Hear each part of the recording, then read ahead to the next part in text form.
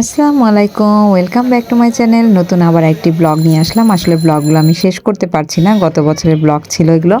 তারপর আমরা হোটেলে চলে আসলাম। হোটেলে চলে এসে একটু ড্রেস চেঞ্জ করে নিলাম, ফ্রেশ হয়ে নিলাম। তারপর আবার চায়ের দোকানে চলে এসে একটু চা খেয়ে নিলাম, যেহেতু শীতের দিন গাটা একটু গরম হয়ে যায়, চাটা খেলে আর মজা লাগে। এরপর আমরা এখান থেকে সরাসরি আবার চলে গেলাম। এখানে চলছে এখন বাণিজ্য মেলা, তো সেটাকে আমি মিস করব। এর জন্য হাজবেন্ডকে বললাম চলো বাণিজ্য মেলা যাই।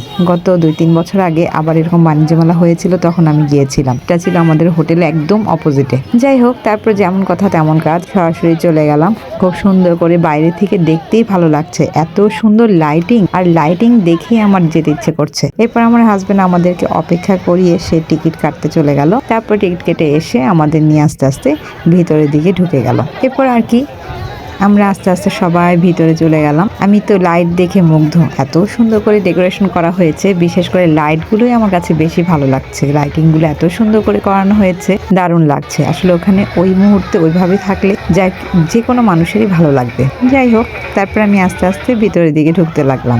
একদম ছড়ানো বাণিজ্য মেলা যেরকম হয়ে থাকে সবাই জানেন, সেভাবে একদম চারিদিকে সুন্দরভাবে দোকানগুলো রয়েছে এবং সামনের দিকে এগোতে থাকলাম আমি এবং আমার বাচ্চারা সবাই মিলে হাঁটতে হাঁটতে সামনের দিকে এগিয়ে যাচ্ছিলাম। তো সামনে খুব সুন্দর, একদম ঢোকার সাথে সাথেই একটা সুন্দর ফোয়ারার মতো করেছে। ওই জায়গাটা ঠিক ওয়েলকামের মতোই। এই জায়গাটা এত সুন্দর, এখানে প্রায় মানুষই দাঁড়িয়ে দাঁড়িয়ে এখানে ছবি তুলছিল। তা আমি প্রথম কোনো স্পেস পাচ্ছিলাম না, যার কারণে আমি এখানে ছবি তুলতে পারছিলাম না। তখন বললাম যে আমরা একটু ঘুরে আসি। তো যাক, ওদেরকে একটুখানি ভিডিও করে দিলাম, অল্প একটু। তারপর পরে আবার ভিডিও করব। আস্তে আস্তে আমরা ভিতরে মেলার দিকে চলে যাচ্ছিলাম। নর্মালি আমার মেলার সবকিছু বাদ দিয়ে, ওই যে বলছি, আমি বিশেষ করে মেলায় তো জানি কি থাকতে পারে। মেলাতে সবসময় হাঁড়ি পাতিল, তারপর পর্দার দোকান, চাদরের দোকান, শাড়ির দোকান, বিভিন্ন টাইপের। কিন্তু আমার কাছে আসলে মেন উদ্দেশ্য হচ্ছে বাণিজ্য মেলায় লাইটিং গুলো এত সুন্দর করে করা হয়েছে, আমার কাছে খুবই ভালো লাগছে। দোকান দেখতে আর ইচ্ছে করছিল না। যাই হোক, কাছাকাছি যাওয়ার পর দেখলাম এখানে অনেক দোকান সাজানো এবং অনেক মানুষের ভিড় ছিল। বাণিজ্য মেলা বলে কথা, যত মানুষ ছিল মোটামুটি ভালোই ভিড় ছিল। এদিকে বাচ্চাদের খেলার ব্যবস্থাও রয়েছে, খুব সুন্দর সুন্দর খেলার আয়োজন রয়েছে। বাচ্চারা মজা করতে পারবে এবং বড়রাও সেখানে এনজয় করতে পারবে। খাবারের দোকান তো অনেক ছিল। আর ওই যে বললাম, বারবার শুধু লাইটিং দেখছি। এখানে ছিল বাচ্চাদের খেলার জায়গা পানির মধ্যে, তারপর ওই পাশটাতেও খেলার অনেক জায়গা ছিল বাচ্চাদের জন্য। যাই হোক, সবাই মোটামুটি ঘুরে ঘুরে দেখছে। আর বাণিজ্য মেলাতে সবকিছু পাওয়া যায়, সবাই জানে। মোটামুটি নতুন পুরাতন সবকিছু মিলেই বিভিন্ন রকমের দোকান রয়েছে। আমার লাইটিংগুলো এত ভালো লেগেছে, বাচ্চাদের জায়গাগুলোতেও এত সুন্দর লাইটিং করা হয়েছে, আমার কাছে খুবই ভালো লাগছে। যারা যারা ওই মুহূর্তে ওই জায়গায় আমার সাথে ছিল, আমার কাছে মনে হয় তাদের কাছে এই জিনিসগুলোই বেশি ভালো লেগেছে। যাই হোক, আস্তে আস্তে সামনের দিকে এগোতে থাকলাম এবং প্রত্যেক দোকানে কসমেটিক্স, তারপরে আরও যেসব দোকানগুলো ছিল সব দোকানই মোটামুটি ডাকছিল সবাইকে। তো আমি ঘুরে ঘুরে সব দেখছিলাম। আমার আসলে এত কেনাকাটার ইচ্ছে নেই, জাস্ট ঘুরে দেখব, যদি আনকমন কিছু পাই তবেই আমি কেনাকাটা করি।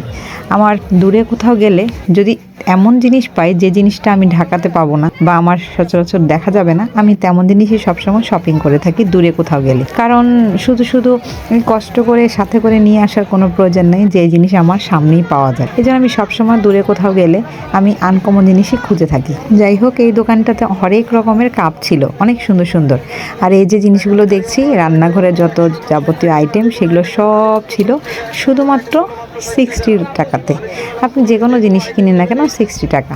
তারপর আমি ঘুরে ঘুরে আরও দেখছিলাম, ফুলের দোকান ছিল, অনেক সুন্দর সুন্দর কাপের দোকান ছিল। মেয়েদের আসলে যা হয়, সাংসারিক জিনিসপত্র দেখলে মাথা ঠিক থাকে না। আমিও সেরকমই ঘুরে ঘুরে দেখছি, পছন্দ করছি, আর যেটা যেটা ভালো লাগছে দাম জিজ্ঞেস করছি, যদি মনে হচ্ছে নিব। তারপর আমি ওখান থেকে অনেক কিছু নিয়েছিলাম অবশ্য। আমার হাজব্যান্ড বলছিল যে সব টুকটাক জিনিস যদি দরকার পড়ে থাকে তাহলে নিতে পারো। তা আমি টুকটাক অনেক কিছু দরকার ছিল, যেহেতু আমার রান্নার পেজ আছে, যার কারণে আমি কয়েকটা জিনিস নিয়ে নিলাম। এরপর সামনে এগোতে দেখলাম জুতার দোকান, তারপর অর্নামেন্টসের দোকান, তারপর ইয়াররিংসের দোকান, যত বাচ্চাদের মাথার হেয়ার ব্যান্ড, এগুলোর দোকান ছিল। তা আমি ঘুরছি, দেখছি, বাচ্চাদের সাজছি। বড় মেয়েকে ছোট মেয়েকে বলছি তোমাদের যদি কিছু পছন্দ হয় বলতে পারো। তো যাক, ঘুরতে ঘুরতে অনেকগুলো দোকানই আমরা দেখছিলাম। আর ওই যে বললাম, আনকমন কিছু খুঁজি সবসময়। ওরা তো সবসময় আমার অপেক্ষায় থাকে আমি কোনটা নিতে বলবো সেটাই, নিজেরা কখনো কোনো কিছুর মতামত দিতে পারে না। যাই হোক, এখনো ছোট মানুষ, খাবারের অনেক কিছুর আয়োজন রয়েছিল। এখানে সবাই গরম গরম লুচি, চিকেন চাপ, আরো অনেক মজার মজার খাবার খাচ্ছিল। সবাই খুব ভিড় করছিল। আর যেহেতু রাত্রেবেলা, শীতের রাত্রে বাণিজ্য মেলা ঘুরতে দারুণ মজা, আমার কাছে তো খুবই ভালো লাগছে। আর এই যে এই মেশিনটা তো সব বাণিজ্য মেলাতেই পাওয়া যায়। সুন্দর সুন্দর সালাদের আইটেম বা বিভিন্ন চিপস আইটেমগুলো বাচ্চাদের জন্য তৈরি করার জন্য ওনারা বিক্রি করে থাকেন। এটাও একটু দেখে নিলাম। এরপর আস্তে আস্তে সামনের দিকে এগোতেই দেখলাম আবারও বাচ্চাদের সেই খেলার জায়গা। এখানে একটা ভাইয়া আমাকে ভিডিও করতে দেখে সে আমাকে দেখেই সাথে সাথে নাচা শুরু করলো এবং এত সুন্দর করে নাচছিল, আমি আর মানে এখান থেকে সরতে পারলাম না, ওনাকে আমি ভিডিও করেই যাচ্ছিলাম। তো অনেকখানি ভিডিও করেছি, পুরো ভিডিওটা দিলাম না, ভিডিও বড় হয়ে যাবে দেখে। এরপর আবারও সামনের দিকে এগোতে লাগলাম। আমি কিন্তু এই যে আপনাদের সাথে ঘুরছি, বিভিন্ন ভিডিও করছি, ফাঁকে ফাঁকে কিন্তু আমি কেনাকাটাও করছি, ওগুলো আর ভিডিও করছি না অবশ্য। এই যে আমার মা আমার জন্য পিঠার স্বাদ এনেছিল, এখানেও দেখি সেরকম পিঠার স্বাদ রয়েছে, যেগুলো দিয়ে আমি এবার অনেক পিঠা বানিয়েছি। যাই হোক, আমি এগুলো আর নিলাম না, কারণ আমার কাছে তো অনেকগুলো রয়ে গেছে। আর এই যে বাচ্চাদের আরও কিছু খেলার জায়গা রয়েছে, যেসব বাচ্চারা কান্নাকাটি করে সেসব বাচ্চারা এখানে এসে অনেক মজা পাবে। এরপর আমি ওপর থেকে একটু সব সুন্দরভাবে ভিডিও করে নিচ্ছি, দেখতেই সুন্দর লাগছে।